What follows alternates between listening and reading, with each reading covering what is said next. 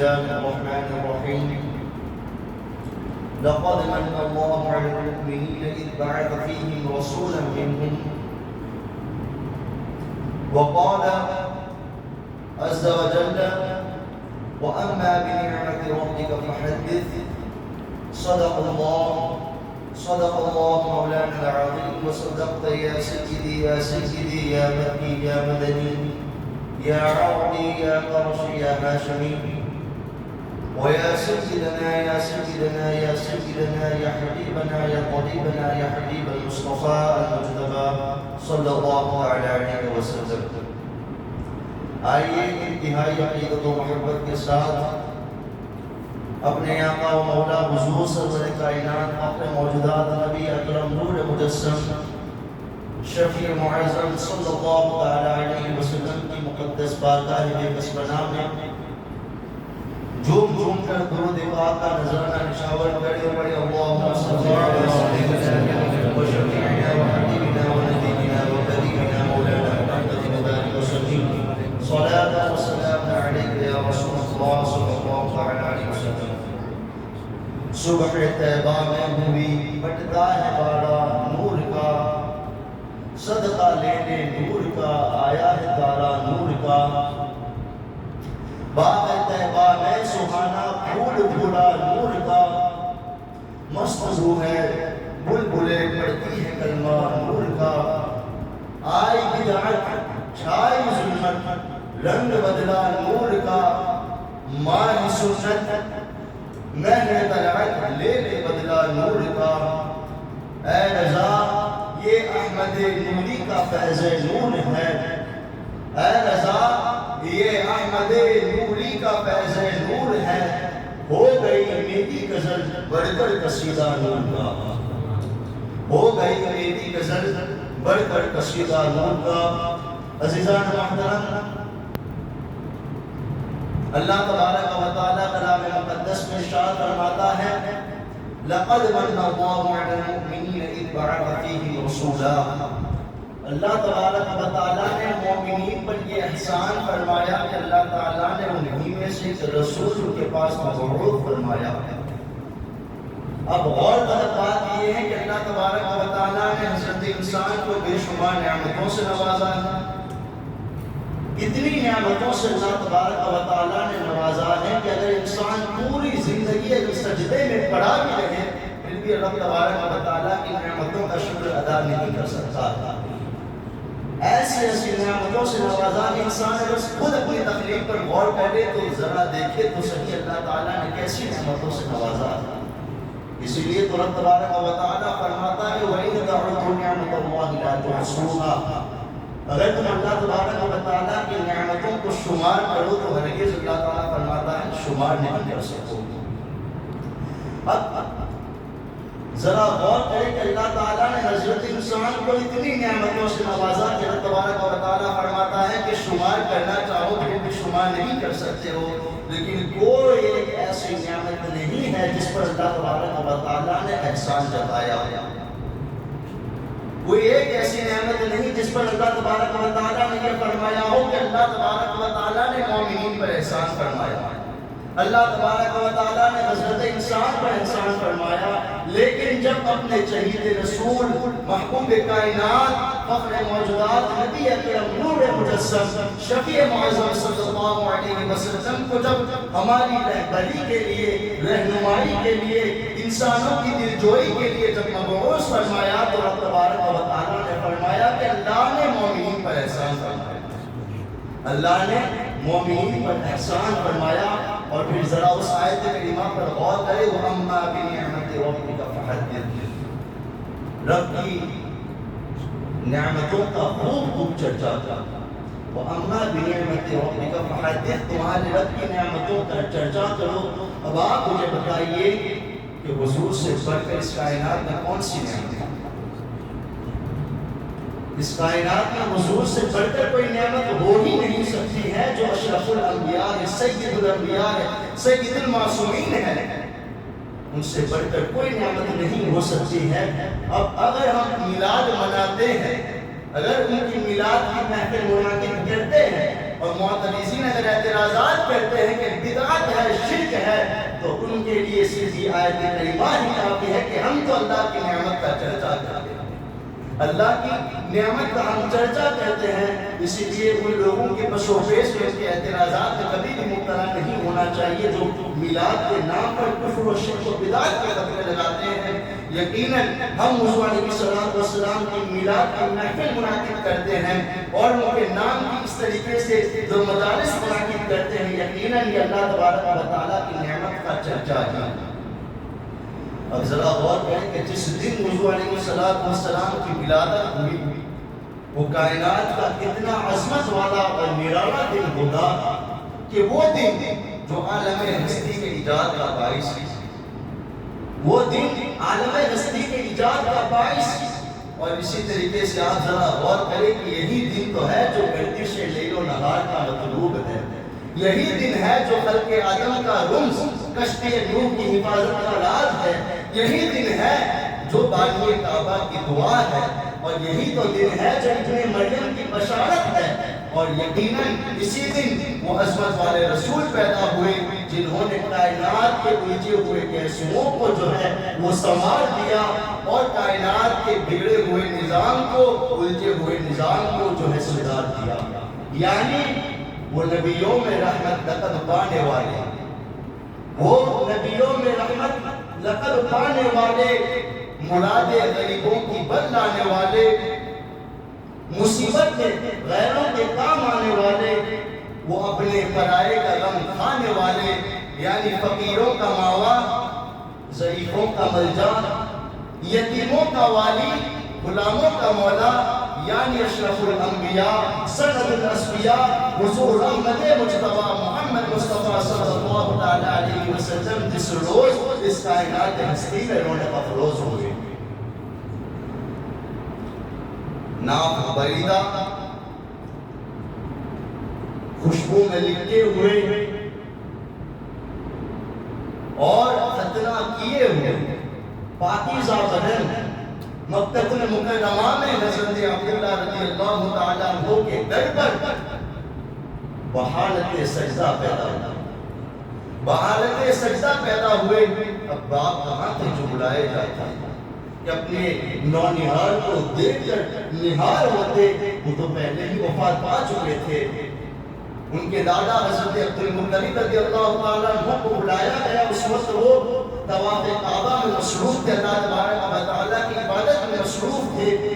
جب ان کو یہ خبر دی گئی تو خوش خرام ہو کر کے کعبۃ المکرمہ سے اپنے گھر تشریف لائے اور اپنے چہیتے پوتے کو اپنے جو ہے کلیجے سے لٹکایا اور کعبۃ المکرمہ میں لے جا کر کے ان کے لیے برکت کی دعا کی اور محمد نام رکھا، محمد نام رکھا۔ اور یہ وہ نام ہے جو اس سے پہلے کبھی عرب میں یہ جو ہے مستعمل نہیں تھا، کسی اور بچے کا نام نہیں رکھا گیا۔ یہ حضور علیہ السلام کی یقیناً یہ فضیلت ہے کہ یہ جو نام رکھا گیا پہلے حضور علیہ السلام ہی کا رکھا گیا تھا۔ اب ذرا دیکھیں، دادا نے تو خوشی منائی ولادت کی، اب ابو لہب یہ تو بڑا ہوا کافر تھا، بڑا ہوا کافر تھا، ٹھیک ہے۔ جب اپنے بھتیجے کی ولادت کی خوشی کی جب جو ہے خبر سنی تو ابو لہب نے اپنے بانی صوفیاء کو اپنی انگلی کے اشارے سے آزاد کر دیا، جاؤ آج تم آزاد ہو، آج میرے بھائی کے گھر پر بچے کی ولادت ہوئی ہے اس لیے تم آزاد ہو۔ تو جب ابو لہب مر گیا اس کے بعد اس کے گھر والوں نے اسے خواب میں دیکھا کہ بتاؤ اللہ تبارک و تعالیٰ نے تمہارے ساتھ کیا معاملہ فرمایا۔ اب ظاہر سی بات ہے کہ کفر کی حالت میں بندہ مرا ہو تو کوئی بلائی تو اسے ویسے بھی نہیں ہونے والی تھی۔ تو ابو لہب کہتا ہے کہ تم سے الگ ہونے کے بعد یعنی مرنے کے بعد میرے ساتھ اللہ تبارک و تعالیٰ نے کوئی بلائی والا معاملہ جو ہے وہ پیش نہیں فرمایا، لیکن ہاں جس انگلی کے اشارے سے اپنے بھتیجے محمد کی خوشی پر میں نے اپنی بانی صوفیاء کو آزاد کیا تھا، آج بھی اس انگلی سے مجھے ٹھنڈک نصیب ہوتی ہے، آج بھی مجھے پانی دیا جاتا ہے۔ اب حضرت شیخ عبدالحق محدث دہلوی رحمۃ اللہ کی تعالیٰ نے ذرا دیکھیں، یہ کوئی ایسی بات نہیں ہے کہ جو کہتے ہیں کہ یہ تو اعلیٰ حضرت امام محمد رضا نے جو بریلوی مذہب یہ جو کر دیا ہے، یہ تو ان کے بعد کی جو تمام رسوم ہے، جو رواج ہے، یہ ہمارے معاشرے میں گڑ کر گئے۔ اب یہ شیخ عبدالحق محدث دہلوی رحمۃ اللہ تعالیٰ علیہ کی کوئی آج کا بزرگ نہیں، یہ ان سے پہلے یعنی اعلیٰ حضرت سے پہلے کے بزرگ ہیں۔ اب وہ کہتے ہیں یہاں پر دیکھیں وہ کتنا فکر انگیز اور بصیرت آمیز ایک نقطہ یہاں ارشاد فرماتے ہیں جو یقیناً اہل محبت کے لیے یقیناً ایک مسرت اور خوشیوں سے بڑی سند ہے۔ حضرت شیخ عبدالحق محدث دہلوی رحمۃ اللہ تعالیٰ علیہ فرماتے ہیں کہ جو میلاد کی خوشی مناتے ہیں اور ولادت کے موقع پر اپنا محبوب مال خرچ کرتے ہیں، ان کے لیے سند ہے، ان کے لیے سند ہے۔ ابو لہب جو کہ کافر تھا، اس کی مذمت میں ایک آیت نہیں بلکہ پوری سورت نازل ہوئی ہے، تبت یدا ابی لہب وتب، ٹھیک ہے۔ حضور علیہ السلام نے اس کی ہلاکت کی دعا کی، اللہ تعالیٰ نے اسے ہلاک فرما دیا، لیکن کافر ہونے کے باوجود جب اس نے ولادت کی خوشی منائی اور حضور علیہ السلام پر اپنی باندی کا دودھ خرچ کیا تو اس کو جزا دی گئی، تو اس مومن کا حال کیا ہوگا جو حضور علیہ السلام کی محبت میں سرشار ہو کر کے ولادت کی خوشی مناتا ہے، ولادت کی خوشی مناتا ہے، اپنا محبوب مال خرچ کرتا ہے۔ یقیناً یہ عشق کی باتیں ہیں جو عشق والوں کے لیے یقیناً محبت سے لبریز ہیں۔ اللہ تبارک و تعالیٰ جسے عقل دے یقیناً اسی کی بات ہے۔ اب ذرا دیکھیں جس جگہ پر حضور علیہ السلام پیدا ہوئے اسے تاریخ اسلام میں مولد النبی کہا جاتا ہے۔ کیا کہا جاتا ہے؟ مولد النبی کہا جاتا ہے۔ اب یہ جو جگہ ہے یقیناً بہت ہی متبرک اور بابرکت جگہ ہے۔ سلاطین اسلام نے اس جگہ پر ایک بہت ہی زبردست عمارت قائم کی تھی جہاں سے مسلمانان عالم یہاں پر آ کر حضور علیہ السلام کی اس متبرک جگہ سے فیضیاب ہوتے رہتے تھے۔ بعد میں جب نجدی حکومت کا تسلط ہوا تو انہوں نے تمام متبرک جگہوں کو مسمار کر دیا، زمین پوش کر دیا۔ تو اب شاہ ولی اللہ محدث دہلوی رحمۃ اللہ تعالیٰ نے فرماتے تھے کہ دیکھیے یہ بھی وہ بزرگ ہیں جو ہمارے نزدیک بھی مقبول اور معتبر ہے اور ان لوگوں کے نزدیک بھی معتبر اور مقبول ہے جو میلاد نبی مناتے ہیں۔ یہ حضرت شاہ ولی اللہ محدث دہلوی رحمۃ اللہ تعالیٰ علیہ یہ ایسے بزرگ ہیں جو اپنے تو اپنے غیر جو ان کی قصیدے پڑھتے ہیں۔ حضرت شاہ ولی اللہ محدث دہلوی رحمۃ اللہ تعالیٰ علیہ فرماتے ہیں اس نے اتفاق سے اس جگہ میرا جانا ہوا جہاں حضور علیہ السلام کی ولادت ہوئی تھی، یعنی مولد النبی صلی اللہ علیہ وسلم کا، اور وہاں پر ایک معمول چلتا آ رہا تھا، وہاں پر میلاد النبی کی محفل منعقد ہوتی تھی، میلاد النبی کی متبرک مجلس منعقد ہوتی تھی۔ حضرت شاہ ولی اللہ محدث دہلوی فرماتے ہیں کہ دوران مجلس دوران محفل میں نے کچھ انوار دیکھے جو آسمان کی طرف بڑھ رہے تھے، تو جب میں نے ان انوار پر غور کیا کہ یہ کیا بات ہے تو میں اس نتیجے پر پہنچا کہ یہ تو رحمت الہی اور ان ملائکہ کے انوار ہیں جو حضور علیہ السلام کے ذکر کی محفل میں جو ہے شرکت فرماتے ہیں۔ یعنی ملائکہ کو حضور علیہ السلام کا جہاں تذکرہ ہوتا ہے وہاں ملائکہ بھی تشریف لاتے ہیں، اور یقیناً ہمارا ایمان یہ کہتا ہے کہ ہم نے حضور علیہ السلام کا ذکر کر رہے ہیں اور یہاں بھی ملائکہ موجود ہوں گے، یہ ہمارا ایمان ہے۔ تو آپ دیکھیں حضور علیہ السلام کی آمد جو ہے اس کی برکتیں ذرا آپ دیکھیں۔ حضور علیہ السلام نے سب سے پہلے کس کا دودھ پیا تھا؟ اپنی والدہ ماجدہ حضرت آمنہ رضی اللہ تعالیٰ عنہ کا دودھ نوش فرمایا، اس کے بعد پھر ابو لہب کی والدہ سوبیہ کا دودھ نوش فرمایا، اور ایک مدت تک اس کے بعد حضور علیہ السلام حضرت بی بی حلیمہ سعدیہ رضی اللہ تعالیٰ عنہ کے دودھ سے سیراب ہوتے رہے۔ اب شرفائے عرب میں یہ معمول تھا کہ جب بچے کی ولادت ہوتی تو اس کے بعد بچے کو دیہات میں بھیج دیا جاتا تھا۔ اب دیہات میں بھیجنے کے فوائد یہ تھے کہ وہاں کی جو آب و ہوا ہوتی ہے بالکل وہ صحت اور تندرستی کے لیے موافق ہوتی ہے، تو چھوٹی عمر میں بچوں کو دیہاتوں میں بھیج دیا جاتا تھا۔ ایک تو یہ فائدہ تھا، اور دوسرا فائدہ یہ تھا کہ دیہات میں جو عربی بولی جاتی تھی، جو زبان بولی جاتی تھی، وہ خالص عربی بولی جاتی تھی. تو بچہ چھوٹی عمر میں وہاں رہتے ہیں خالص عربی بول سکے، کیونکہ شہر میں دوسرے ممالک کے لوگوں کے آنے کی وجہ سے جو عربی زبان ہوتی تھی وہ خالص نہیں رہ پاتی تھی، وہ دوسری زبانوں سے اس کا امتزاج ہو جاتا، مل جاتی تھی. اس لیے چھوٹی عمر میں بچوں کو وہاں پر بھیج دیتے.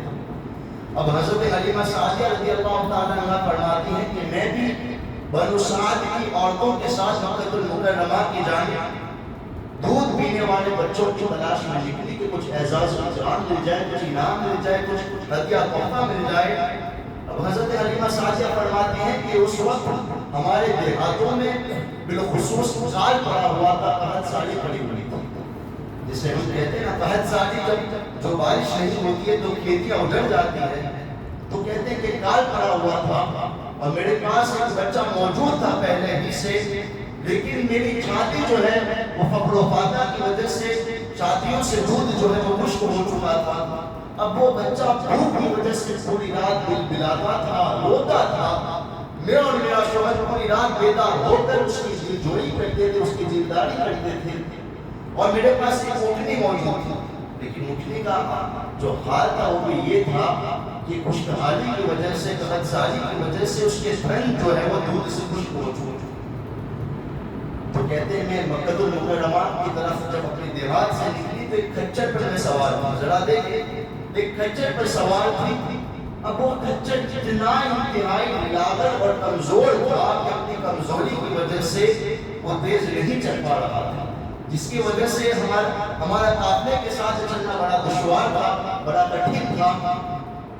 اب حضرت حلیمہ سعدیہ فرماتی ہیں جب ہم مکہ المکرمہ پہنچے دودھ پینے والے بچوں کی تلاش میں، وہاں بچے موجود تھے، لیکن جو بھی حضرت حلیمہ سعدیہ تو جانتی تھی کہ رحمت عالم ہے، لیکن کہتی ہے کہ جو بھی بچہ جو ہے دودھ پلانے والی دایا اس بچے کو دیکھتی، یعنی رحمت عالم کو دیکھتی، اور جب ان کو یہ معلوم ہوتا کہ یہ بچہ یتیم ہے، کوئی بھی ان کو اٹھانے کے لیے تیار نہیں تھا. کوئی بھی ان کو اٹھانے کے لیے تیار نہیں تھا. ظاہر سی بات ہے کہ یتیم جو بچہ ہوتا ہے تو والدین کی جانب سے اعزاز اکرام کم ملنے کی امید ہوتی ہے، بلکہ نہ کے برابر ملنے کی امید ہوتی ہے. تو کوئی بھی ان کو اٹھانے کے لیے تیار نہیں تھا. اور لیکن دیکھے تو صحیح آتا کہ حضرت حلیمہ سعدیہ کا ستارہ سریا بہت چکا تھا. اللہ تعالیٰ نے ان کا مقام کتنا بلند کر دیا. وہ فرماتی ہیں کہ مجھے بھی کوئی اپنا بچہ دینے کے لیے تیار نہیں تھا، کہ فقر و فاقہ کی وجہ سے میرے جو ہے چھاتی کا دودھ موجود نہیں تھا، تو کوئی اپنا بچہ مجھے دینے کے لیے تیار نہیں تھا. لیکن قسمت کو کیا منظور تھا، ذرا دیکھیں. حضرت حلیمہ سعدیہ نے اپنے شوہر سے کہا کہ یہ تو مناسب معلوم نہیں ہوتا ہے کہ ہم خالی ہاتھ ہی اپنے دیہات اپنے گاؤں واپس پلٹ جائے. مناسب یہ ہے کہ ہم اس یتیم بچے ہی کو لے لیتے ہیں. تو ان کے شوہر حارث بن عبد العزیٰ نے ان کو اجازت دے دی. انہوں نے رحمت عالم صلی اللہ علیہ وسلم کو اپنی گود میں لے لیا. اب ان کو کیا معلوم کہ یہ وہ رحمت عالم ہے کہ جن کی آمد کی وجہ سے صرف حضرت حلیمہ اور حضرت آمینہ کے گھر میں روشنی نہیں بلکہ پوری کائنات میں روشنی ہو گئی، پوری کائنات میں روشنی ہو چکی تھی. حضرت حلیمہ سعدیہ فرماتی ہے کہ جب میں نے رحمت عالم کو اپنی گود میں لیا، حضرات دیکھیں باران رحمت کی طرح برکات نبوت کا ظہور ہوا. فرماتی ہیں کہ ابھی تک تو میری چھاتی میں دودھ موجود نہیں تھا، لیکن جیسے کہ رحمت عالم کو میں نے اپنی گود میں لیا تو میری چھاتی میں اتنا دودھ ابل آیا کہ رحمت عالم نے بھی نوش فرمایا. اور وہ بچہ جو روتا تھا، دل ملاتا تھا بھوک کی وجہ سے، اس بچے نے بھی میرا دودھ نوش فرمایا. اور فرماتی ہے وہ اونٹنی ذرا دیکھیں جس کے تھن خشک ہو چکے تھے، جیسے کہ رحمت عالم کو میں نے اپنی گود میں لیا تو اللہ کے فضل و کرم سے اس اونٹنی کے جو تھن ہے وہ بھی دودھ سے بڑھ گئے. میں نے بھی پیا، میرے شوہر نے پیا، اور ہم دونوں میاں بیوی اطمینان سے چین و سکون کے ساتھ جو ہے وہ آرام کے لیے چلے گئے. اب حضرت حلیمہ سعدیہ فرماتی ہے جب مکہ المکرمہ سے نکلنے کی جب دیکھے باری آئی اس وقت کیا ہوا. ان کے شوہر نے کہا کہ یہ بچہ تو بڑا متبرک ہے، یقیناً اس کی برکات سے یہ جو واقعات وہ ہوا ہوئے ہیں وہ یقیناً بڑے ہی تعجب خیز ہیں. حضرت حلیمہ سعدیہ نے فرمایا کہ یقیناً یہ بچہ تو بڑا ہی بابرکت اور متبرک ہے، مجھے امید ہے کہ اللہ تبارک و تعالیٰ اس کی آمد سے ہمارا گھر سعادت مندیوں سے بھر دے گا۔ حضرت حلیمہ سعدیہ مکہ المکرمہ سے جب نکلی تو وہی کھچر تھا جو انتہائی لاغر اور کمزور تھا، انتہائی لاغر اور کمزور تھا، جو اپنی کمزوری کی وجہ سے تیز رفتاری کے ساتھ چل نہیں پا رہا تھا۔ لیکن جب حضرت حلیمہ سعدیہ فرماتی ہیں کہ جب میں نے رحمت عالم کو اپنے گود میں لے کر جب میں اپنے کھچر پر سوار ہوئی تو وہ کھچر اتنا تیز رفتاری سے چلنے لگا کہ وہ قافلے والے پوچھنے لگے کہ حلیمہ کیا یہ وہی کھچر ہے یا کوئی تم نے نیا کھچر خریدا ہے؟ یہ وہی کھچر ہے۔ اور پھر حضرت حلیمہ سعدیہ فرماتی ہیں اب دیہات کا کال پڑا ہوا تھا، بکریوں کے تھنوں میں دودھ موجود نہیں تھا، لیکن حضرت حلیمہ سعدیہ فرماتی ہیں جیسے کہ رحمت عالم کی آمد ہمارے گھر پر ہوتی ہے، اب وہ میری بکریاں جن کے تھنوں میں دودھ موجود نہیں تھا لیکن ان کی حالت یہ تھی کہ جب بھی وہ اپنی چراگاہ سے واپس آتی تھی تو ان کے جو تھن ہوتے تھے وہ دودھ سے بڑے بڑے ہوتے تھے۔ اب لوگ بڑے تعجب میں پڑ گئے کہ یہاں تو بہت سالی ہے اور یہاں تو سمجھے کہ کار پڑا ہوا ہے، لیکن حلیمہ سعدیہ کی بکریاں جو ہے وہ ان کے تھن تو دودھ سے بھر گئے۔ انہوں نے فیصلہ کیا کہ ہم بھی اپنی بکریوں کو اسی چراگاہ میں بھیجیں گے کہ جہاں حلیمہ سعدیہ کی بکریاں چرتی تھیں۔ حضرت حلیمہ سعدیہ فرماتی کہ ان کو کیا معلوم کہ یہاں تو چراگاہ کا کوئی عمل قتل تھا ہی نہیں، بلکہ یہ تو برکات نبوت کا ظہور تھا، رحمت عالم کی آمد کی سعادت مندیاں تھیں۔